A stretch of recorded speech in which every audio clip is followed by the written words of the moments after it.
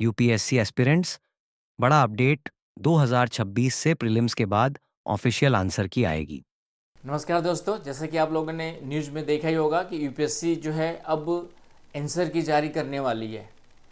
इसके पहले कभी भी आंसर की जारी नहीं होती थी, सिर्फ मार्कशीट वगैरह भी जो जारी किया जाता था वह आपका कहीं ना कहीं फाइनल रिजल्ट के बाद जारी किया जाता था। तो अब ये क्वेश्चन उठता है कि आंसर की जारी करने से क्या वास्तव में छात्रों को फ़ायदा होगा या नहीं होगा। वास्तव में छात्रों को फ़ायदा होगा या नहीं होगा, तो जहाँ तक मेरी समझ है इससे कोई बहुत ज़्यादा फ़ायदा छात्रों को होने वाला नहीं है। क्यों नहीं है? क्योंकि आप देखेंगे कि उसमें ये मेंशन है कि आंसर की तो जारी किया जाएगा, उसमें जो गलत क्वेश्चंस लगते हैं उसके आंसर्स भी आपके मॉडिफाई किए जाएंगे, लेकिन जो प्रीलिम्स का रिजल्ट है, प्रीलिम्स में आपके कितने मार्क्स आए वो फाइनल रिजल्ट के बाद बताए जाएंगे।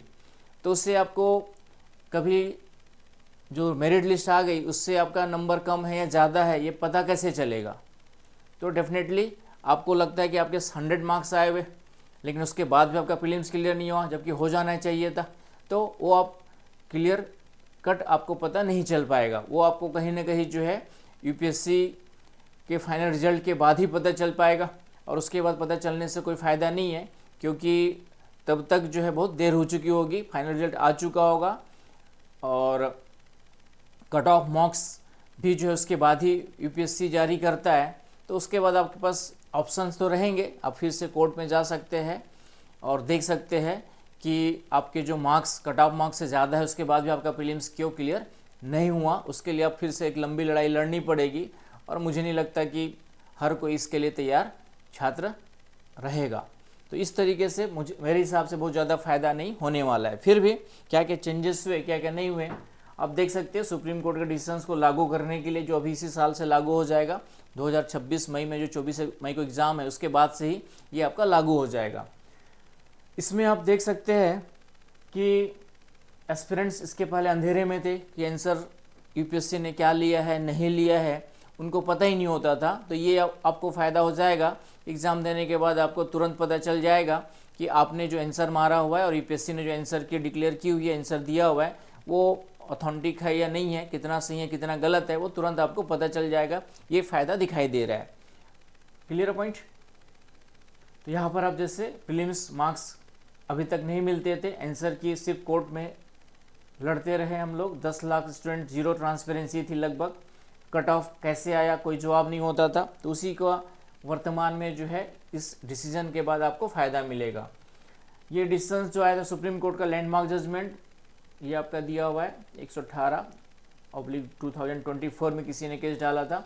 यूपीएससी ने इसके लिए गाइडलाइंस फॉर्मुलेट किए थे और फॉर्मुलेट किया हुआ है अभी जो है वर्तमान में, और प्रोविजनल आंसर की वेबसाइट पर आ जाएगी। ऑब्जेक्शन प्रोसेस ऑफिशियली आपका जो है लिया जाएगा, और सिविल सर्विस प्रीलिम्स 2026 से ही लागू हो जाएगा। आंसर की पब्लिक होगी, लेकिन मैंने फिर से कहा इससे कोई फ़ायदा नहीं होने वाला, क्योंकि मार्क्स जो फाइनल के बाद आएंगे। आप समझ गए होंगे इस चीज़ को। सभी यूपीएससी एग्ज़ाम्स के लिए लागू किए जाएंगे, और ऑब्जेक्शन प्रोसेस का भी ऑप्शंस आपके पास दिया हुआ है। सीधे बात तुम्हारे फ़ायदे की ऐसे तो ऊपर ऊपर दिखाई देती है, लेकिन वास्तव में है नहीं। क्यों नहीं है, मैंने फिर से वही बताने की कोशिश की आप लोग को जो है, क्योंकि आपको मार्क्स पता फाइनल रिजल्ट के बाद चलेगा, तो रिजल्ट आने के बाद भी, प्रीलिम्स का रिजल्ट आने के बाद भी आप ये श्योर नहीं रहेंगे कि वास्तव में जो फाइनल कट ऑफ गया है उसकी तुलना में आपके मार्क्स कम है या ज़्यादा है। वो प्रीलिम्स फाइनल रिजल्ट आने के बाद ही प्रीलिम्स के मार्क्स जब आपके सामने आएंगे और कट ऑफ लिस्ट भी आएगी, तब यदि आपको पता भी चल जाता है कि जैसे कट ऑफ जो है, मान लिया जाए प्रीलिम्स का कट ऑफ यूपीएससी के अनुसार 85 गया, यूपीएससी के अनुसार कितना गया आपका जो है 85 गया, तो उसके बावजूद भी आप जो है, मान लिया आप 85 कट ऑफ डिक्लेयर किया यूपीएससी ने और आपके मार्क्स 90 है, लेकिन प्रीलिम्स क्वालिफाई नहीं हुआ था आपका, तो भी आप क्या कर पाएंगे। फिर आपके पास एक लंबी लड़ाई लड़नी पड़ेगी, कोर्ट में केस करना पड़ेगा, कट ऑफ इतना दिया, मेरा मार्क्स आंसर शीट जो डिक्लेयर किया गया तो उसके अकॉर्डिंग 90 थे लेकिन हो नहीं पाया। तो ये एक लंबी लड़ाई फिर से कोर्ट में जा कर के करनी पड़ेगी, जो कहीं ना कहीं फिर से कुछ छात्रों के लिए इम्प्रैक्टिकल होगा, अव्यवहारिक होगा। लेकिन कुछ नहीं कर सकते, आपको अपनी तैयारी जारी रखनी पड़ेगी। कुछ तो सुधार हुआ समय के साथ, आने वाले समय में और सुधार की उम्मीद कर सकते हैं हम लोग। और इस तरीके से कम एक ट्रांसपेरेंसी की और पारदर्शिता की ओर एक कदम आगे ही सही, एक कदम आगे बढ़ा जरूर है। और आने वाले समय में ये जो कमी दिख रही है कि तुरंत प्रीलिम्स के रिजल्ट के बाद ही जो है कट ऑफ लिस्ट भी जारी कर दे, कट ऑफ मार्क्स भी जारी कर देगी यूपीएससी कि हाँ एससी एसटी का इतना कट ऑफ है, जनरल का इतना कट ऑफ है, ओबीसी का इतना कट ऑफ है, तो आप अपना आंसर मिला करके कहीं पर भी लगता है कि आपका कट ऑफ लिस्ट से आपके मार्क्स ज़्यादा थे लेकिन प्रीलिम्स क्लियर नहीं हुआ, तो डेफिनेटली आप क्या कर सकते हैं, क्लेम कर सकते हैं। तो तभी जा करके फाइनल ट्रांसपेरेंसी और फाइनल फ़ायदा जो है आप लोग को मिलेगा।